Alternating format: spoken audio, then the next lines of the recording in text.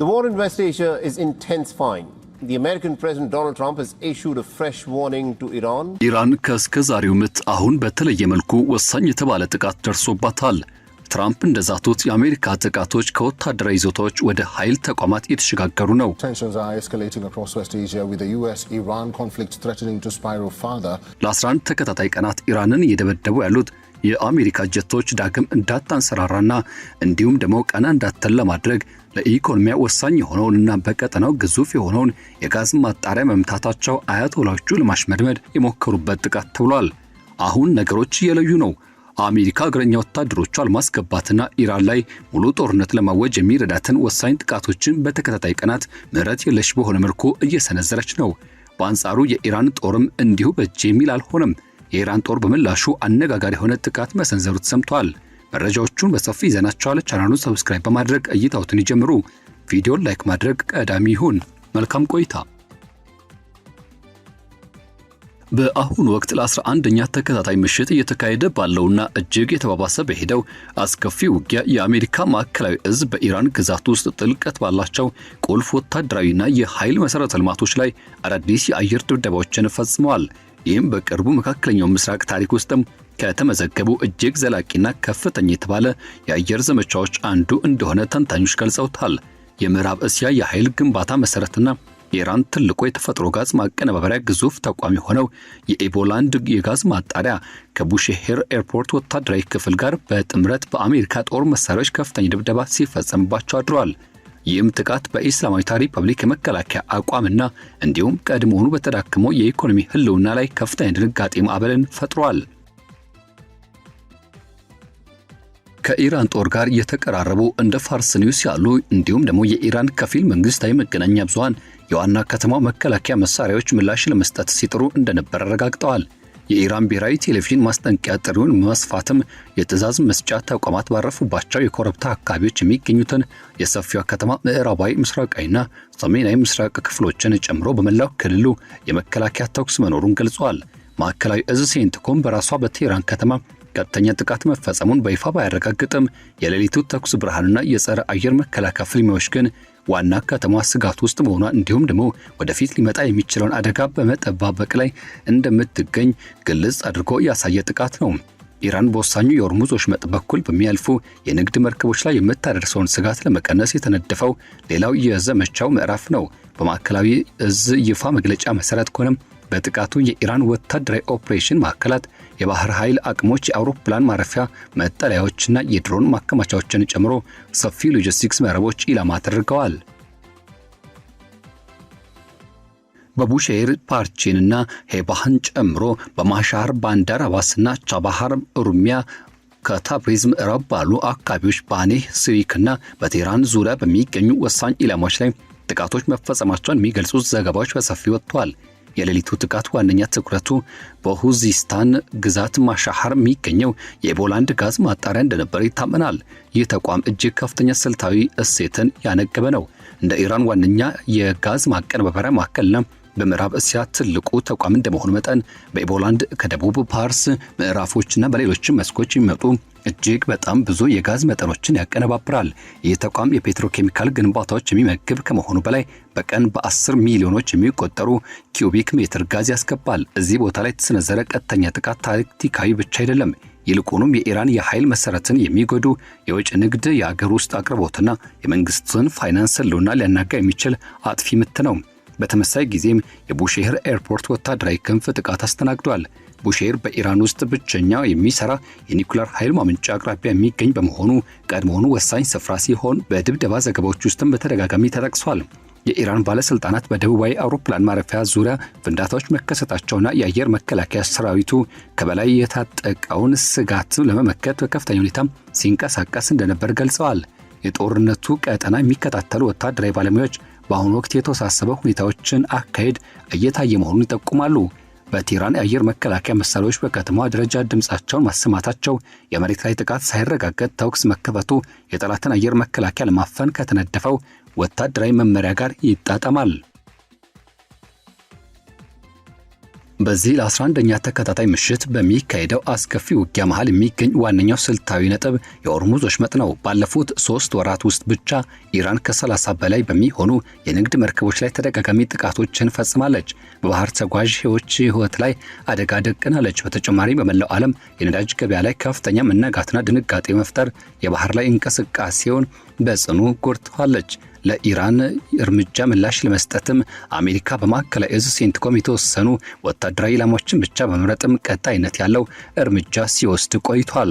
ከ5 ወራት አጋማሽ ጀምሮ ወደ 900 የሚጠጉ የንግድ መርከቦችና ከ450 ሚሊዮን በርሜል የሚገመት ድፍድፍ ነዳጅም ደህንነቱ በተጠበቀ ሁኔታ የባህር መንገዱን እንዲያቋርጥ አጅቦ አልፏል። ቢሆንም ግን ይህ የውሃ መስመር አሁንም ቢሆን በማንኛውም ቅጽበት ሊፈነዳ የሚችል እጅግ ስሱ የጦር ቀጠና ሆኖ ቀጥሏል።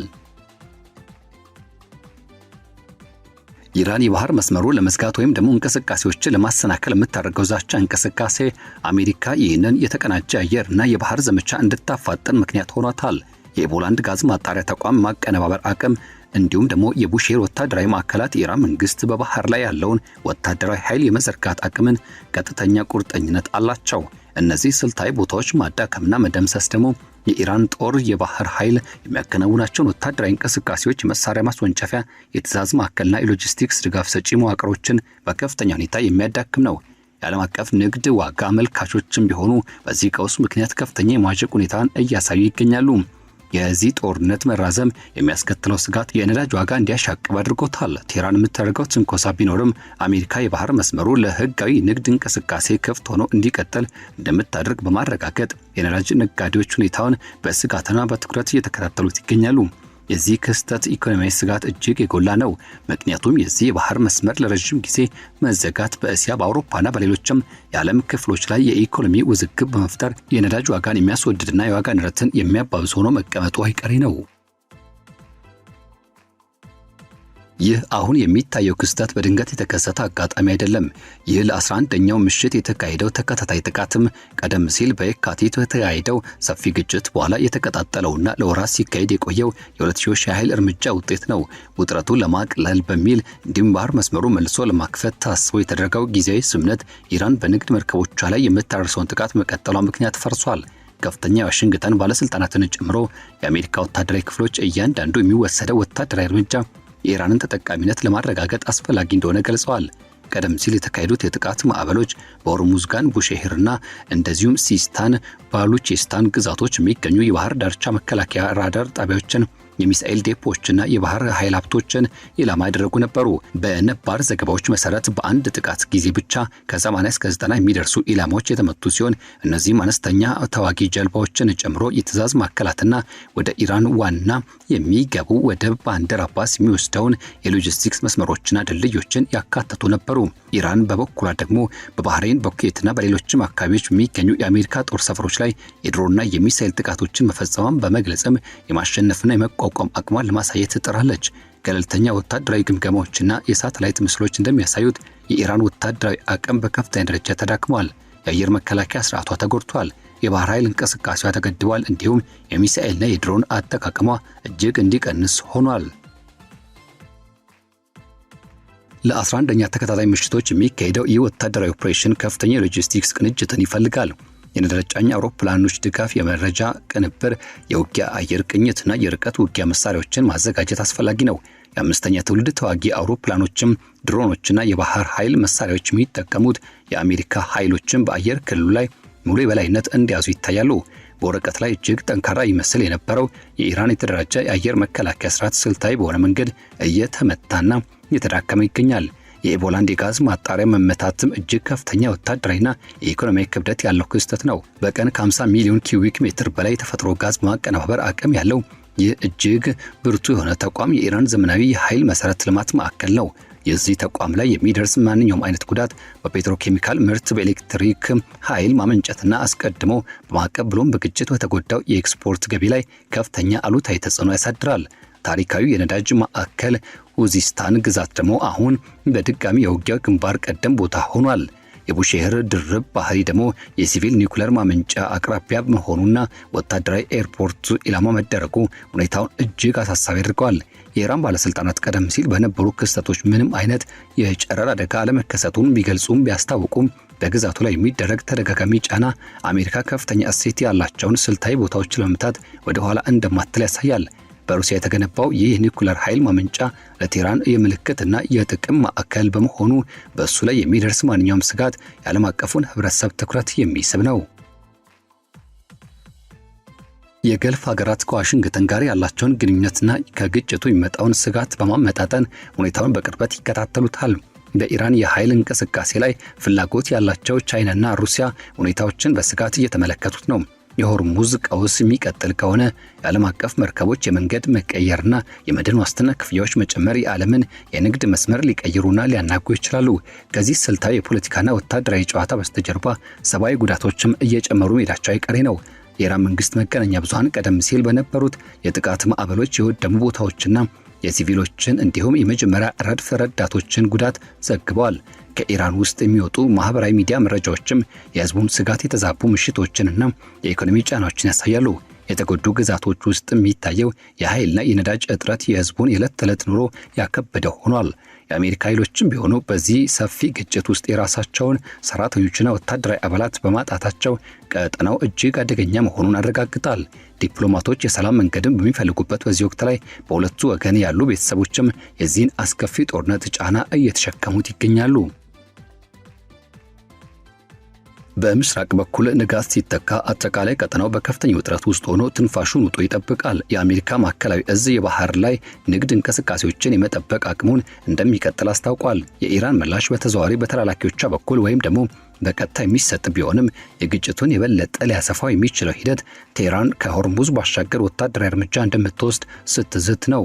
አሜሪካ ደግሞ የተሰላ ነገር ግን ጠንካራ የማዳከም እርምጃ እንደምትወስድ አረጋግጣለች።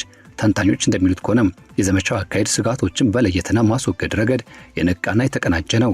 የቴህራን የአየር መከላከያዎችን መፈተሽ የኢራን ባህር የሚቀያየር ከሆነ ደግሞ ወደ ከፍተኛ የጦርነት እርምጃ ለመሸጋገር ዝግጁ መኖሩን ያሳያል። ምንም እንኳን አሁን ባለው ሁኔታ ሙሉ በሙሉ በከተሞች ውስጥ የሚደረግ ወታደራዊ እንቅስቃሴ ባይታይም ያቅጣጫው ግን ግልጽ ነው። በሆርሙዝ ላይ ያለው ስጋት እስካልቀነሰ ድረስ ቀጣይነት ያለው ጫና ይኖረዋል። የነዳጅ ገበያ፣ የባህር ትራንስፖርት ኩባንያዎችና የዓለም አቀፍ ዋና ከተሞች ሁኔታዎችን እንደገና እየገመገሙ ይገኛሉ።